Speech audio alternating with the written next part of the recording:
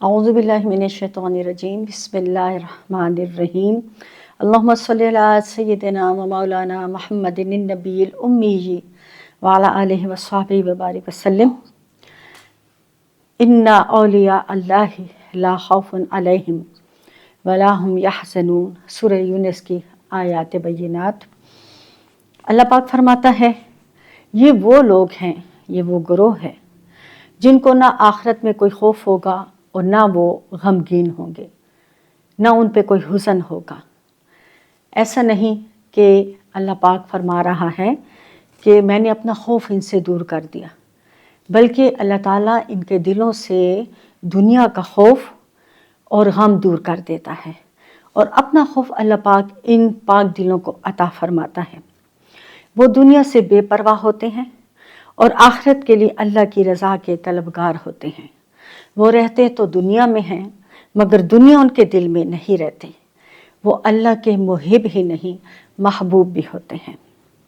اللہ اپنی محبت کے لیے جس دل کو چاہے چن لے، جس بندے کو چاہے چن لے، یہ اللہ کی رضا اور اللہ کا فیصلہ ہے۔ بہت خوبصورت حدیث مبارکہ ہے کہ جب اللہ تعالیٰ کسی بندے سے محبت کرتا ہے، یعنی پہل اللہ تعالیٰ کی طرف سے ہوتی ہے، بندہ اس کی طرف جب بھی متوجہ ہوتا ہے اور اس کی طرف بڑھتا ہے جب اللہ تعالیٰ اس کو اپنی محبت کے لیے منتخب کر لے، اللہ اس بندے سے محبت کرتا ہے اور وہ بندہ بھی پھر اللہ سے محبت کرنے لگتا ہے۔ تب اللہ تعالیٰ جبریل امی کو بلاتے ہیں اور فرماتے ہیں اے جبریل، میں فلاں بندے سے محبت کرتا ہوں، انی یحب فلانا، اے جبریل مجھے فلاں بندے سے محبت ہو گئی ہے تو بھی اس بندے سے محبت کر۔ لہٰذا اللہ کے حکم کے مطابق جبریل امی اس سے محبت کرتے ہیں۔ اب اللہ اور اس کا محبوب فرشتہ اس بندے سے محبت کرتے ہیں۔ پھر اللہ تعالیٰ جبریل امی سے فرماتا ہے اے جبریل، میں اور تو اس سے محبت کر رہے ہیں، اب عرشوں پہ پھر جا اور تمام ملائکہ کو حکم دے کہ وہ بھی اس بندے سے محبت کریں۔ تو جبریل امی اللہ کے حکم کے مطابق عرشوں پہ پھرتے ہیں اور اس بندے کی محبت کا اعلان کرتے ہیں۔ پھر ایسے ہوتا ہے کہ اللہ جبریل امی اور تمام ملائکہ آسمانوں پہ اس بندے سے محبت کرتے ہیں۔ پھر اللہ جبریل امی کو حکم فرماتے کہ جبریل، میں، تو اور سارے ملائکہ عرشوں کے اس سے محبت کر رہے ہیں، اس بندے سے۔ میرا دل چاہتا ہے، میں چاہتا ہوں کہ اب زمین پہ رہنے والے بھی اس سے محبت کریں۔ تو زمین پہ جتنے ملائکہ چلتے پھرتے ہیں، صبح شام کے دعاؤں کے، جتنے روزی رزق پہنچانے والے، سب ملائکہ میں اعلان کر دے کہ اس بندے سے محبت کریں۔ تب حضرت جبریل امی اعلان فرماتے ہیں اور زمین پہ جتنے ملائکہ ہوتے ہیں وہ لوگوں کے دلوں میں، کن لوگوں کے دلوں میں؟ جن کے دل دنیا کی آلائشوں سے اور شہوتوں سے پاک ہوتے ہیں، ان پاک دلوں میں اس بندے کی محبت ڈالنا شروع کرتے ہیں، اور یوں پاک لوگ زمین پہ ان لوگوں سے جو اللہ کے محبوب ہوتے ہیں، اللہ کے دوست ہوتے ہیں، ان کی محبت ڈالتے ہیں۔ یہ محبت گویا آسمانوں سے اترتی ہے اور زمین پہ پھیل جاتی ہے، اور اللہ جس دل کو چنے یہ رحمان کی مرضی ہے۔ یہ اولیاء اللہ جن کی محبت میں لوگ زمین پہ مبتلا ہوتے ہیں اور عرشوں پہ ملائکہ اللہ اس سے محبت کرتا ہے، اس کا تذکرہ قرآن پاک میں جا بجا آیا ہے۔ تقریباً 90 آیات قرآن میں ایسی ہیں جہاں اولیاء اور ولی اللہ ولی کہ اللہ کے دوست یا اللہ جن کا دوست اولیاء کرام کا تذکرہ آیا ہے۔ ہم دیکھتے ہیں سورہ کہف میں اصحاب کہف کا تذکرہ، جن کے لیے سورج نے اپنا رستہ بدلا۔ آیت نمبر 17 سورہ کہف میں دیکھیے، اور آپ دیکھتے ہیں جب سورج طلوع ہوتا ہے تو وہ ان کے غار سے دائیں جانب ہٹ جاتا ہے، اور جب غروب ہونے لگتا ہے تو ان سے بائیں جانب کترا کے نکل جاتا ہے۔ ترجمہ عرفان القرآن۔ اور سورج کا یہ طلوع اور غروب ہونا 3 صدیوں تک چلتا رہا۔ سورج اللہ کے ان محبوبوں کے لیے، ان اولیاء اللہ کے لیے، اللہ کے ولیوں کے لیے اپنا رستہ بدلتا رہا، اور یہ ایسا نہیں کہ یہ روٹین کا رستہ تھا۔ کیوں کہ اللہ پاک خود فرماتے ہیں ذالک من آیات اللہ، کہ یہ اللہ کی نشانیاں ہیں۔ گویا اللہ تعالیٰ نے اس بات کا برملا قرآن میں اظہار فرمایا کہ یہ اللہ کی نشانیاں ہیں جو وہ اپنے محبوب کے لیے سورج کے مقرر کردہ رستوں کو اور سایوں کو بدل دیتا ہے۔ پھر آپ دیکھیے اسی سورہ میں کتنی خوبصورت آیات ہیں کہ جب وہ 300 سال 3 صدیوں کے بعد اٹھے تو نہ ان کے کپڑے میلے تھے، نہ ان کے ناخن بڑے تھے، نہ ان کی داڑیاں بڑی تھیں۔ اس لیے جب وہ اٹھے تو ایک دوسرے سے پوچھتے کہ ہم کتنا سوئے، یعنی ہمارے حلیے ہمارے کپڑے تو اسی طرح ہیں، ہم کتنا سوئے۔ ان کی حالت میں کوئی تغیر نہ تھا۔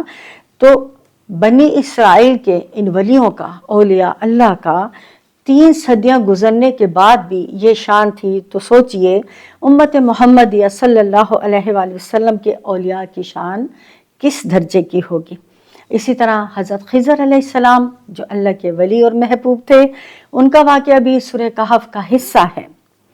اور ایک نبی کا، ایک صاحب شریعت کا، صاحب کتاب نبی کا ایک ولی اللہ سے ملاقات کے لیے جانا اور علم لدنی کا حاصل کرنا، اس سے فیضیاب ہونا۔ اللہ فرماتا ہے سورہ کہف آیت نمبر 65 میں آتیناہ رحمۃ من عندنا وعلمناہ من لدنا علما۔ تو دونوں نے وہاں جب ہمارے بندوں میں سے خاص بندے خضر علیہ السلام کو پا لیا، جسے ہم نے اپنی بارگاہ سے خصوصی رحمت عطا کی تھی، اور ہم نے اسے علم لدنی یعنی اسرار و معرف کا الہامی علم عطا فرمایا تھا۔ گویا اللہ جسے چاہے اسے اپنی طرف سے علم لدنی عطا فرماتا ہے۔ اور یاد رہے کہ اس علم کو رب کریم نے خاص بیان فرمایا، علم لدنی خاص قرآن میں اس کا تذکرہ آیا ہے۔ اللہ تعالیٰ انبیاء علیہ السلام کو جبریل امی کے ذریعے یا خود براہ راست علم عطا فرماتا ہے، مگر وہ غیر نبی کو بھی علم عطا فرماتا ہے، اور سورہ کہف کی آیات اس بات کی گواہ ہیں۔ پھر ہم دیکھتے ہیں ایک ولیہ کا تذکرہ قرآن میں، بی بی مریم علیہ السلام۔ ان پہ جس وقت وہ بیمار ہوتی ہیں تو اللہ کی طرف سے انہیں حکم دیا جاتا ہے کہ آپ اس خشک تنے کے پاس جائیں۔ اب بی بی مریم کا ہاتھ اس تنے کو لگتا ہے، وہ سوکھا تنا ہرا ہو جاتا ہے۔ اسی وقت ہرا ہوتا ہے، اسی وقت کھجوریں لگتی ہیں، اسی وقت کھجوریں پکتی ہیں، اور اسی وقت بی بی مریم ان کھجوروں کو نوش فرماتی ہیں۔ اسی وقت ان کے پاؤں کے نیچے سے چشمہ جاری کر دیا جاتا ہے۔ یہ بی بی مریم جو ہے وہ نبی نہیں ہے، وہ ولیہ ہیں، لیکن ان کی کرامات کا ظہور اللہ کی طرف سے کس طرح سامنے بیان ہو رہا ہے۔ اسی طرح سورہ نمل میں حضرت سلمان علیہ السلام نے فرمایا کہ کون ہے جو ملکہ بلقیس کا تخت میرے لیے اٹھا کے لائے گا؟ تو ایک جن نے کہا، عفریت نے کہا کہ میں لے کے آتا ہوں۔ لیکن وہیں پہ کہ اللہ کے ولی آصف برقیہ، انہوں نے کہا میں پلک چھپکتے میں لے کے آتا ہوں، اور انہوں نے ملکہ بلقیس کا تخت پلک چھپکتے میں لا کے ان کے آگے حاضر کر دیا۔ گویا کرامات کا ظہور اللہ کے اولیاء اللہ سے ہوتا ہے، اور قرآن کی آیات اس کی گواہ ہیں۔ لہٰذا اگر کوئی ولی اللہ یا اولیاء کرام کی آیات کا انکار کرتا ہے تو ظاہر ہے وہ قرآن کی نص کا انکار کر رہا ہے، اور یہ کفر کے زمرے میں آتا ہے۔ اسی طرح احادیث مبارکہ میں بھی آپ صلی اللہ علیہ وآلہ وسلم بنی اسرائیل کے اولیاء کرام کی کرامات بیان فرماتے تھے۔ ربیع ثانی کا مہینہ مبارک مہینہ ہے۔ اس مہینے کو حضرت غوث الاعظم شیخ عبد القادر جیلانی رحمۃ اللہ علیہ سے منسوب کیا جاتا ہے، اور آپ کی حیات، آپ کی ممات دونوں خلق خدا کے لیے ہدایت اور رشد کا ذریعہ ہے۔ آپ نہ صرف کرامات اور ولایت میں غوث الاعظم ہیں، بلکہ علم میں بھی امام اکبر ہیں، امام تفسیر بھی ہیں، امام حدیث بھی ہیں، امام فقہ بھی ہیں۔ اپنے دور کے بڑے بڑے علماء ان کے شاگردوں میں شامل تھے، جنہوں نے ان سے علم حدیث، علم فقہ، علم تفسیر پڑھا، اور آپ ہر روز 13 علوم کا درس دیتے تھے۔ ہر سال 3000 طلباء جید علماء اور محدث بن کر آپ کے مدرسے سے فارغ التحصیل ہوا کرتے تھے۔ امام ابن تیمیہ نے حضرت شیخ عبد القادر جیلانی کے عظمت کا تذکرہ اپنی کتاب میں کیا ہے۔ انہوں نے اپنی کتاب الاستقامہ میں سیدنا غوث اعظم کا ذکر بہت ادب کے ساتھ کیا اور آپ کو قطب العارفین سیدنا شیخ عبد القادر جیلانی کہہ کر آپ کا تعارف اور آپ کا تذکرہ کیا۔ امام حجر اسقلانی اپنی کتاب مناقب شیخ عبد القادر جیلانی میں لکھا ہے کہ ہزاروں لوگ آپ کی درس میں بیٹھا کرتے تھے، اور جس طرح پہلی صف میں سنتے تھے لوگ، آخری صف میں بھی آپ کی آواز کو سنا جاتا تھا۔ آپ مدرسہ قادریہ میں حدیث، تفسیر، فقہ اور دوسرے علوم کی تدریس فرماتے تھے۔ آپ وعظ بھی کرتے اور تبلیغ بھی فرماتے تھے۔ آپ کی تدریسی زندگی سن 528 سے سن 561 تک یعنی کل 33 سال ہے۔ آپ اول اپنے یعنی جو آپ کا پہلا درس ہوتا تھا اس میں تفسیر، حدیث بیان کرتے تھے، اور ظہر کے بعد قرآن کریم اور باقی اوقات میں فقہ و اصول کی تعلیم فرماتے تھے۔ اللہ پاک نے آپ کو علوم میں وہ رسوخ عطا فرمایا تھا کہ جب آپ فتویٰ تحریر کرتے تھے تو اس وقت نہ کتاب دیکھتے اور نہ ہی کچھ سوچتے، اور آپ جو فتویٰ تحریر فرماتے تھے وہ علماء میں حجت مانا جاتا تھا۔ آپ صاحب شریعت تھے، صاحب مجاہدہ تھے۔ 40 سال آپ نے نماز فجر عشاء کے وضو سے عطا فرمائی۔ 15 سال تک پورا قرآن نماز میں آپ تلاوت فرماتے تھے۔ آپ صاحب کرامات تھے اور آپ کی بہت سی کرامات تواتر تک پہنچی ہوئی ہیں۔ آپ نہایت خوشخو، مہربان، شفیق اور حسن اخلاق کا مجموعہ تھے۔ مہمانوں کی خدمت، بڑوں کی عزت، چھوٹوں پہ شفقت فرماتے، گویا سنت نبی کے مکمل حامل تھے۔ اپنی ذات پہ کبھی غصہ نہیں فرماتے تھے، گویا ادائے علی کے پیکر تھے۔ خلاف شرع امور دے کے آپ انتہائی غضبناک ہو جاتے تھے، گویا ذات عمر کے خوگر تھے۔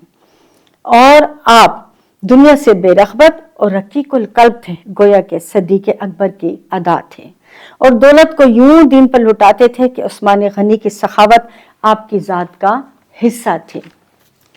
آپ کی مجلس باروب اور پرسکون تھی کہ شہنشاہ بھی دم نہ مارتے، اور ایسی تسلی بخش کہ غریب غم زدہ آئے تو رنج و غم کو بھول جائے۔ آپ کی مجلس میں ہر شخص یہی سمجھتا تھا کہ آپ کی نگاہ کرم اسی پہ ہے۔ آپ نے 90 برس کی عمر میں وفات پائی، ربیع الثانی کا مہینہ پایا، اور جیسے میں نے پہلے کہا کہ قرآن میں 90 مقامات پہ اولیاء اللہ کا تذکرہ ہے۔ شیخ الاسلام ڈاکٹر محمد طاہر قادری نے اس کو بڑی خوبصورت نسبت عطا کی ہے۔ آپ فرماتے ہیں کہ 90 آیات میں ذکر ہے اور آپ کی عمر مبارک بھی 90 سال تھی، تو یہ کتنی خوبصورت ایک نسبت ہے۔ آپ کی تصانیف غنیت الطالبین، فتح الغیب، الفتح الرحبانی، بشائر الخیرات، الفضیات ربانیہ، المواہب رحمانیہ ہیں۔ اولیاء اللہ کے وہ بندے ہوتے ہیں جن کی وجہ سے اللہ کا پیغام جاری و ساری رہتا ہے۔ آپ کی کتاب الفتح الرحبانی کی 60 باب ہیں، ان میں سے پہلی مجلس سے چند الفاظ آپ کی سماعتوں کی نظر، اور اسی کے ساتھ ہم اس کا اختتام کریں گے۔ آپ فرماتے ہیں اللہ پاک سے کوئی چیز پوشیدہ نہیں، اس کی نظر کے سامنے ہے، جو کچھ بھی برداشت کرنے والے اس کی وجہ سے برداشت کرتے ہیں۔ اس کے ساتھ ایک ساتھ کے لیے صبر کرو کہ برسہ برس اس کے لطف انعام کو دیکھتے رہو گے۔ ایک ساتھ کا صبر ہی تو شجاعت ہے۔ بے شک اللہ صبر کرنے والوں کا ساتھی ہے، مدد کرنے اور کامیاب بنانے میں اس کے ساتھ بالاستقبال رہو، اس کے لیے بیدار ہو جاؤ اور غافل مت ہو۔ اپنے بیدار ہونے کو موت کے بعد کے لیے نہ چھوڑو کہ اس وقت بیدار ہونا تم کو مفید نہ ہوگا، اس کے لیے بیدار بنو۔ اس سے قبل کہ بیدار بنو، اپنے غیر اختیاری بیدار ہونے سے قبل، ورنہ پشیمان ہوگے۔ ایسے وقت کہ پشیمانی تمہیں مفید نہیں ہوگی۔ اپنے قلوب کی اصلاح کر لو، کیونکہ قلوب ہی ایسی چیز ہے جب وہ سنور جاتے ہیں تو حالات بھی سنور جاتے ہیں۔ اس لیے جناب رسول اللہ صلی اللہ علیہ وآلہ وسلم نے فرمایا، ابن آدم میں گوشت کا ایک ٹکڑا ہے، جب وہ سنور جاتا ہے تو اس کی وجہ سے سارا بدن سنور جاتا ہے، اور جب وہ بگڑ جاتا ہے تو سارا بدن بگڑ جاتا ہے، اور وہ قلب ہے۔ قلب کا سنورنا پرہیزگاری، اللہ پہ توکل اس کی توحید اور اعمال میں اخلاص پیدا کرنے سے ہے، اور اس کا بگڑنا ان خصلتوں کے معدوم ہونے سے۔ قلب گویا پرندہ ہے بدن کے پنجرے میں، گویا موتی ہے ڈبے میں، گویا مال ہے صندوق میں۔ بس اعتبار پرندے کا ہے پنجرے کا نہیں، اعتبار موتی کا ہے ڈبے کا نہیں، اور اعتبار مال کا ہے صندوق کا نہیں۔ اے میرے اللہ، ہمارے اعضاء کو اپنی طاعت میں اور قلوب کو اپنی معرفت میں مشغول فرما، اور مدت العمر ساری رات اور سارے دن اسی میں مشغول رکھ، اور ہمیں شامل فرما نیکوکار اسلاف کے ساتھ، اور ہمیں نصیب فرما جو ان کو نصیب فرمایا تھا، اور ہمارا ہو جا جیسے کہ ان کا ہو گیا تھا۔ تو یہ ان کی پہلی مجلس سے چند جملے میں نے آپ کی سماعتوں کے نظر کیے۔ رب کریم ہمیں اولیاء اللہ کی صحبتیں اور قربتیں نصیب فرمائے، ان کا تذکرہ نصیب فرمائے کہ یہ اللہ کا رنگ چڑھانے والے لوگ ہیں، اور جس پہ اللہ کا رنگ چڑھ جائے اس سے بہتر کوئی رنگ ہے نہیں۔ اللہ تعالی ہمیں ان چیز کے اوپر، ان کلمات کے اوپر عمل کرنے کی توفیق عطا کرے، آمین۔